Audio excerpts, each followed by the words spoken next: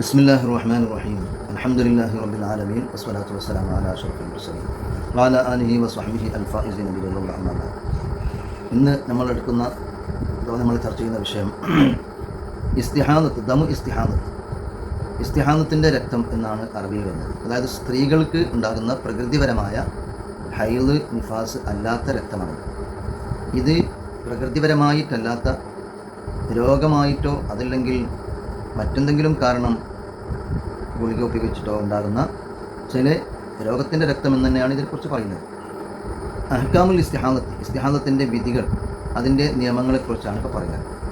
ഇസ്തിഹാദത്ത് എന്ന് പറഞ്ഞാൽ, ഇസ്തിഹാദത്തിന് മറ്റൊരു അർത്ഥമുണ്ട്, ബ്ലീഡിങ്. അത് എന്താണ് ഇസ്തിഹാദത്ത് എന്ന് പറഞ്ഞാൽ? ഇസ്തിഹാദത്തിൻ്റെ യാഥാർത്ഥ്യം എന്താണ്?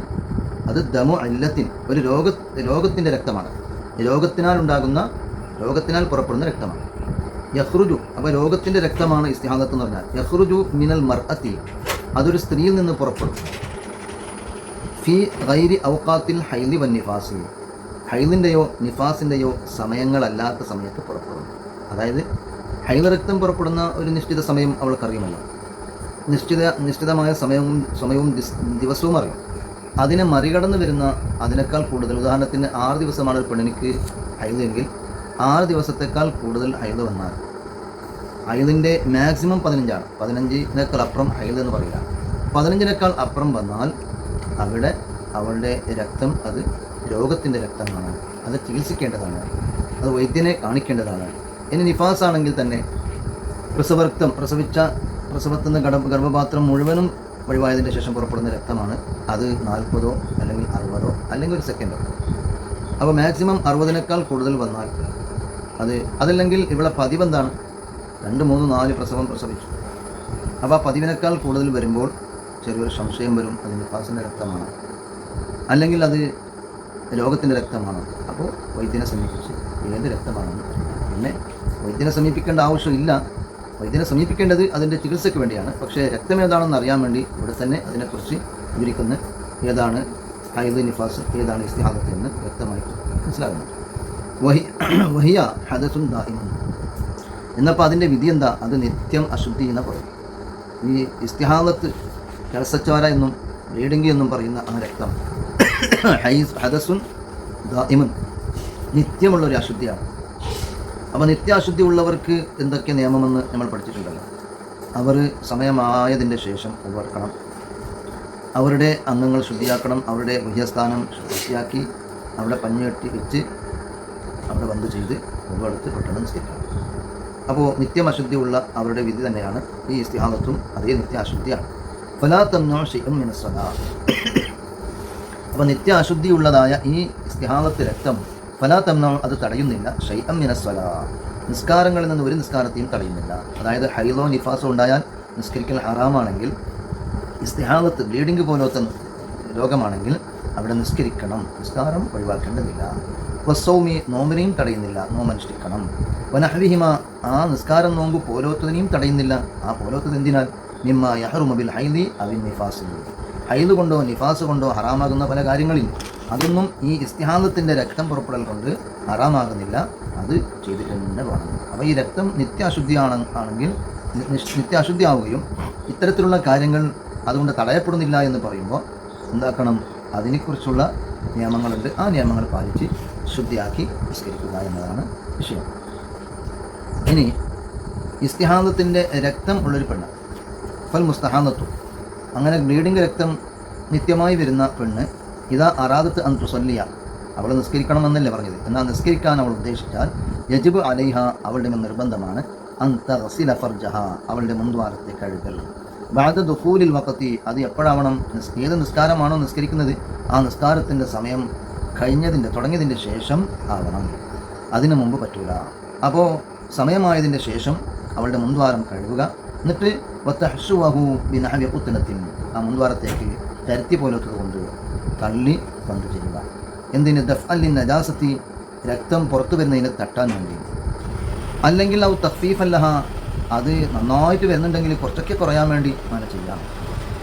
തുമ്മത്തു ആസിബഹു, പിന്നെ ആ സ്ഥലത്തെ അവൾ കെട്ടണം, യഥീർക്കത്തിന് തുണി കഷ്ണം കൊണ്ട്. കാരണം പഞ്ഞി പുറത്തായി വരാതിരിക്കാൻ വേണ്ടി അതിന് തുണി കെട്ടണം. ഇല്ലം യക്ഫിഹ, അൽ ഹഷു, കാരണം ഈ പരത്തി നിറച്ചത് കൊണ്ട് മാത്രം മതിയാകുന്നുണ്ടെങ്കിൽ അവൾക്ക് നാട വെച്ച് കെട്ടേണ്ട ആവശ്യമില്ല. അത് മതിയാകുന്നില്ല, അത് ജാരിപ്പോകുന്ന പേടിയുണ്ടെങ്കിൽ നാട വെച്ച് കെട്ടണം. ഇത്തരം കാര്യം സമയമായതിൻ്റെ ശേഷം ചെയ്ത് സുമ്മത്തവല്ലാഹു, പിന്നെ അവൾ ഒഴിവെടുക്കണം. അപ്പോൾ ബ്ലീഡിംഗ് ഉള്ള പെണ്ണ് അവൾ നിസ്കാരത്തിൽ പ്രവേശിക്കുന്നതിന് മുമ്പ് ചെയ്യേണ്ട കാര്യങ്ങളാണ്. സമയമായതിൻ്റെ ശേഷമായിരിക്കണം അവളുടെ മുൻദ്വാരം കഴുകി ശുദ്ധിയാക്കേണ്ടത്. എന്നിട്ട് ആ സ്ഥലത്തേക്ക് അവൾ പഞ്ഞി പരത്തി വെച്ച് കെട്ടി ബന്ദ് ചെയ്യുക. അതുകൊണ്ട് മതിയാകുന്നുണ്ടെങ്കിൽ മതി, അതില്ലെങ്കിൽ അതിനൊരു നാട വെച്ച് കെട്ടി അതിനെ ഭദ്രമാക്കി അതിൻ്റെ ശേഷമാണ് അവൾ ഉളവെടുക്കേണ്ടത്. അപ്പോൾ ഉളവെടുക്കുമ്പോൾ അവളുടെ നിയ്യത്ത് എന്താണ് അതിപ്പോൾ പറയുന്നുണ്ട് പിന്നീട്. അപ്പോൾ ആത്തിബദാലിക്ക തുസല്ലി, ഉളവെടുത്ത ഉടനെ തന്നെ അവൾ എന്താക്കണം, നിസ്കരിക്കുകയും വേണം. പിന്നെ കുറേ താമസിക്കാൻ പാടില്ല. കാരണം ഇതിങ്ങനെ വിളിച്ചുകൊണ്ടുണ്ടല്ലോ, ഇവൾക്കൊരു ഹിഫത്ത്, ഒരു അനുവദനീയം മാത്രമാണ് ചെയ്തത്. അപ്പോൾ തഫ്അലുക്കുല്ലദാലിക്ക അൻദകുല്ലി ഫർദിൻ, അതായത് ഫർദിൻ്റെ സമയത്ത് എന്തെല്ലാം ചെയ്യുന്നുണ്ട് അതെല്ലാം ചെയ്യണം. അപ്പോൾ തക്കൂനുൽ ഇസ്തിഹാദത്തു ബിഹാദിഹി സൂവർ. ഇനിയിപ്പോൾ പറയാൻ പോകുന്നത് ഇസ്തിഹാദത്ത് എന്നത് ഏത് രൂപത്തിലുണ്ടാകും? ഈ പറയുന്ന രൂപങ്ങളിലെല്ലാം ഇസ്തിഹാദത്ത് ഉണ്ടാകും.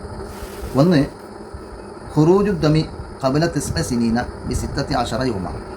അപ്പോൾ നമുക്ക് ഇസ്തിഹാദത്ത് നിന്ന് രക്തത്തെ കണ്ടുപിടിക്കൽ അങ്ങനെ, ബ്ലീഡിംഗ് ആണെന്ന് കണ്ടുപിടിക്കൽ അങ്ങനെ. സാധാരണ ബ്ലീഡിംഗ് ഇപ്പോൾ പ്രസവിച്ച പെണ്ണുങ്ങൾക്ക് ബ്ലീഡിംഗ് ഇങ്ങനെ ഉണ്ടാവും പറയലുണ്ട്. അതിപ്പോൾ അതുതന്നെയാണ് നമുക്ക് കൂടുതൽ. പിന്നെ ചില പെണ്ണുങ്ങൾക്ക് നടുവേദനയും ബ്ലീഡിംഗ് പോലെ നല്ലുണ്ട്. എന്നാൽ അതിനെ കണ്ടുപിടിക്കണമല്ലോ, അത് ബ്ലീഡിംഗ് ആണോ ഹൈലാണോ എന്ന്. അത് കണ്ടുപിടിക്കാൻ ഇവിടെ 6 സൂത്രങ്ങളുണ്ട്, അഥവാ 6 റൂട്ടുണ്ട്. അതിൽ ഒന്ന്, ഖുറൂജു ദമി ഖബല തിസ്അ സിനീന, 9 വയസ്സ് പൂർത്തിയാകുന്നതിന് മുമ്പ് രക്തം പുറപ്പെടുക. ബി സിത്തത്തി അശറ യൗമൻ, അതായത് ഒരു പെണ്ണിന് 9 വയസ്സ് പൂർത്തിയാകുന്നതിന് ഒരു 16 വയസ്സ് ഉണ്ടാകുന്നതിന് മുമ്പ്, 16 വയസ്സ് ഉണ്ടാകുന്നതിന് മുമ്പ്, 9 വയസ്സ് പൂർത്തിയാകുന്നതിന് 1 മാസം മുമ്പ്, അതല്ലെങ്കിൽ 17 ദിവസത്തിന് മുമ്പ്, 16 മുമ്പ്, 20 മുമ്പ്, ഇങ്ങനെ രക്തം പുറപ്പെട്ടാൽ അതിന് ഇസ്തിഹാദത്ത് എന്ന് പറയും. കാരണം അത് ഹൈലിൻ്റെ രക്തം അല്ല. ഹൈലിൻ്റെ രക്തമാവണമെങ്കിൽ അതിൻ്റെ വയസ്സാവണം. ഹൈലിൻ്റെ വയസ്സാവണമെങ്കിൽ അഖല്ലു സിന്നിൽ ഹൈലി എന്ന് പറഞ്ഞിട്ടുണ്ട്. ഹൈലിൻ്റെ വയസ്സിൽ ഏറ്റവും കുറഞ്ഞത് 9 മാസം തികയുന്നതിന് 16 ദിവസത്തിന് മുമ്പ് കാണണം. മുമ്പ് അതിൻ്റെ ഉള്ളിൽ കാണണം. 16 ദിവസത്തിന് മുമ്പ് എന്നല്ല, 10 ദിവസം കൊണ്ടോ 5 ദിവസം ഉണ്ടാകുമ്പോഴോ അങ്ങനെ കാണണം. കണ്ടെങ്കിൽ മാത്രമേ ഹൈദ് ചേർക്കും. ഇത് 16 ദിവസത്തിന് മുമ്പായിട്ട് കണ്ടാൽ, 9 മാസം പൂർത്തിയാകുന്നതിന് 16 ദിവസത്തിന് മുമ്പ് കണ്ടെങ്കിൽ ആ രക്തം അത് ഹൈദല്ല. അതിനെക്കുറിച്ചാണ് ഇസ്തിഹാദത്ത് എന്ന് പറയുന്നത്. ഒരു രൂപം മനസ്സിലായി. ഒരു പെണ്ണിനിക്ക് വയസ്സുണ്ടാകുന്നതിന് മുമ്പ്, അതായത് ഹൈദ് രക്തം പുറപ്പെടുന്നതിനുള്ള വയസ്സ് അതുണ്ടാകുന്നതിന് മുമ്പ് അവൾക്ക് രക്തം കണ്ടാൽ അതിനെക്കുറിച്ച് രോഗത്തിൻ്റെ രക്തമാണെന്നും അത് ചികിത്സിക്കപ്പെടേണ്ടതാണെന്നും മനസ്സിലായി. ഒരു രൂപമാണ്. രണ്ടാമത്തെ രൂപം ഖുറൂജുഹു ബഅദ തിസ്അ. ഇനി 9 വയസ്സ് പൂർത്തിയായിട്ട് തന്നെയാണ് പുറപ്പെടുന്നത്. അതായത് ഹൈദിൻ്റെ പ്രായം എത്തിയതിന് ശേഷം തന്നെയാണ് പുറപ്പെടുന്നത്.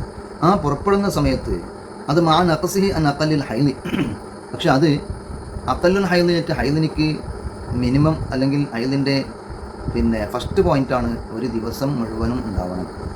ഒരു ദിവസം മുഴുവനും ഉണ്ടായാൽ അത് ഹൈദ് എന്ന് പറയും, 24 മണിക്കൂർ. അപ്പോൾ അതിനേക്കാൾ കുറഞ്ഞ് 24 മണിക്കൂർ എന്തായില്ല, ഹൈദ് ഉണ്ടായില്ല. ഒരു പെണ്ണിനിക്ക് ഒരു 10 മിനിറ്റ് ഹൈദുണ്ടായി, പിന്നെ 10 മിനിറ്റ് രക്തം വന്നു, പിന്നെ പോയി. എന്നാൽ ഇങ്ങനെയാകുമ്പോഴും അതിനെക്കുറിച്ച് ഇസ്തിഹാദത്ത് പറയുന്നുണ്ട്. അതായത് ഇവൾക്ക് ഹൈദ് രക്തം തുടങ്ങി അഥവാ രക്തം വന്നിട്ട് 24 മണിക്കൂർ പൂർത്തിയായതിനു മുമ്പായിട്ട് സ്റ്റോപ്പായെങ്കിൽ ആ രക്തത്തെക്കുറിച്ച് ഹൈദ് രക്തം എന്ന് പറയുന്നില്ല, ഇസ്തിഹാദത്ത് എന്ന് പറയുന്നുണ്ട്. ആ സമയത്തുള്ള ഈ നിയമങ്ങളെല്ലാം പാലിച്ച് നിസ്കരിക്കണം എന്നാണ് പറഞ്ഞതിൻ്റെ അർത്ഥം. മൂന്നാമത്തത് സിയാദത്തുഹു അല അക്സറിൽ ഹൈദ്. ഹൈദിനുണ്ട്, അഖല്ലുൽ ഹൈദുണ്ട്, അക്സറുൽ ഹൈദുണ്ട്. അക്സറുൽ ഹൈദിനേക്കാൾ ജാസ്തി ആയിട്ട് വരും. അപ്പോൾ 15 ദിവസമാണ് ഒരു പെണ്ണിനിക്ക് മാക്സിമം ഹൈദ് മെൻസസ്. 15നേക്കാൾ കൂടുതലായിട്ട് ഇങ്ങനെ കണ്ടിന്യൂ ആയിട്ട് വരുന്നുണ്ടെങ്കിൽ 15 കഴിഞ്ഞിട്ടുള്ള രക്തത്തെയാണ് ഇസ്തിഹാദത്ത് എന്ന് പറയുന്നത്, ടോട്ടലല്ല. 15 കഴിഞ്ഞിട്ടുള്ള രക്തത്തെയാണ് ഇസ്തിഹാദത്ത് എന്ന് പറയുന്നത്. ചിലപ്പോൾ അത് 7 കൊണ്ടോ 10 കൊണ്ടോ തുടങ്ങിയതായിരിക്കും രോഗത്തിൻ്റെ രക്തം. പക്ഷേ 15 വരെ നിയമം നിസ്കരിക്കേണ്ട അങ്ങനെയാണ്.